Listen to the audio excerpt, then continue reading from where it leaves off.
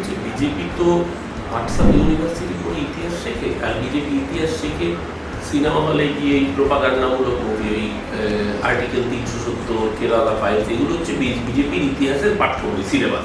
যদুনাথ কি বলেছে এই বর্গীদের সম্পর্কে, তার ইতিহাস বই। মুশকিল হচ্ছে বিজেপি তো কোনোটাই পড়ে না। বিজেপি যারা করে তারা হোয়াটসঅ্যাপ ইউনিভার্সিটির ছাত্র, তারা বই পড়ে না। তো অনুরোধ করবো, দয়া করে ইতিহাসটা পড়ে দেখুন, বই পড়ে দেখুন। হোয়াটসঅ্যাপে কি ফরওয়ার্ড হলো সেটা ইতিহাস পড়ে।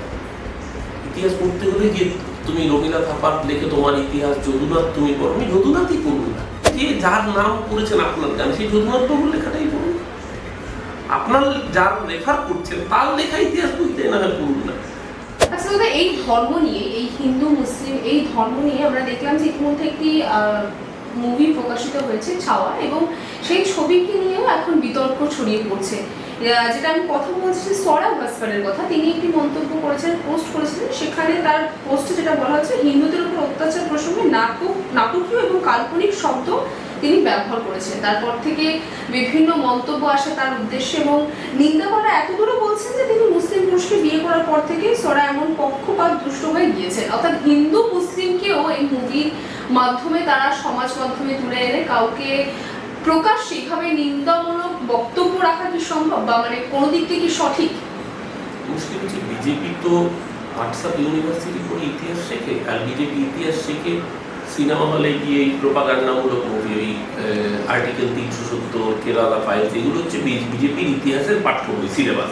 তো সেই সিলেবাসগুলো লেখে কারা? সেই সিলেবাসগুলো লেখে এই ধরনের চিত্র পরিচালকরা, যারা বিজেপির পেট্রোনাইজেশনে সিনেমা বানায়।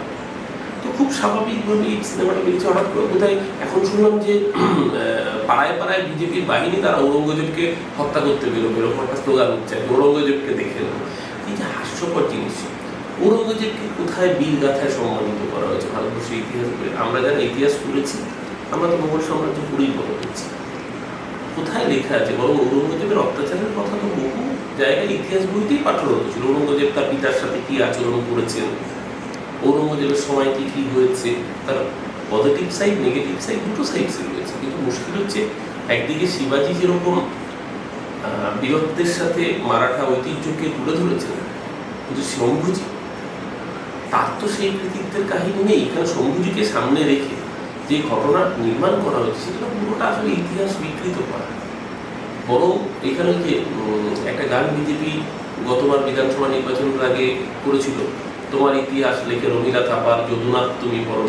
সেই যদুনাথ কি বলেছে আগে জেনে আসুন তো। যদুনাথ কি বলেছে এই বর্গীদের সম্পর্কে, তার ইতিহাস বই। মুশকিল হচ্ছে বিজেপি তো কোনোটাই পড়ে না। বিজেপি যারা করে তারা হোয়াটসঅ্যাপ ইউনিভার্সিটির ছাত্র, তারা বই পড়ে না। বই না পড়লে যা হওয়ার তাই হয়। ওদের ইতিহাস লেখে আর্টিকেল 370-এর মতো সিনেমা, ওদের ইতিহাস লেখে কাশ্মীর ফাইলস, কেরালা ফাইলসের মতো সিনেমা।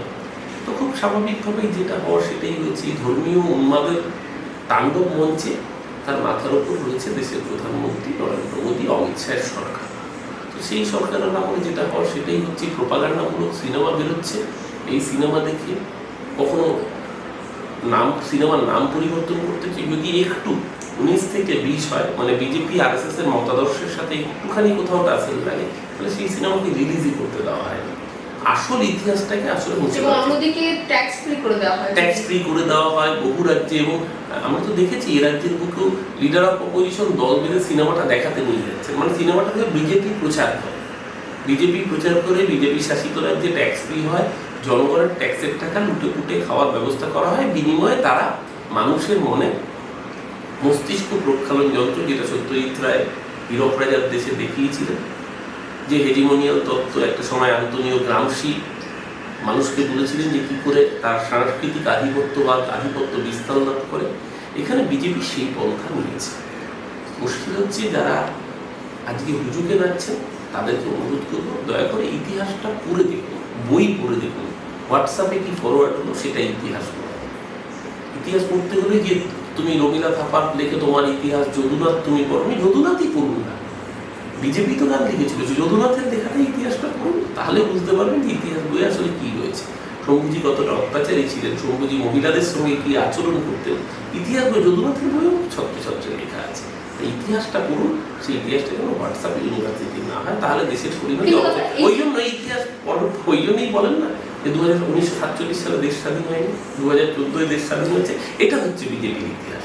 কিন্তু দাদা এই যে কথাটা বললেন যে ইতিহাসের বিষয়টি আমরা দেখলাম উইকিপিডিয়া নিয়েও খুব সমাজ মাধ্যমে প্রশ্ন উঠছে। উইকিপিডিয়ায় সমুদ্রের নামে যে ব্যাপারে যেটা লেখা আছে সেই জিনিসটাকে মানতে নারাজ, এবং সেখানেও প্রশ্ন তোলা হচ্ছে যে সেই সম্পূর্ণ লেখাটাকে সরিয়ে দিতে হবে বা পুরো লেখাটাকেই মুছে দিতে হবে।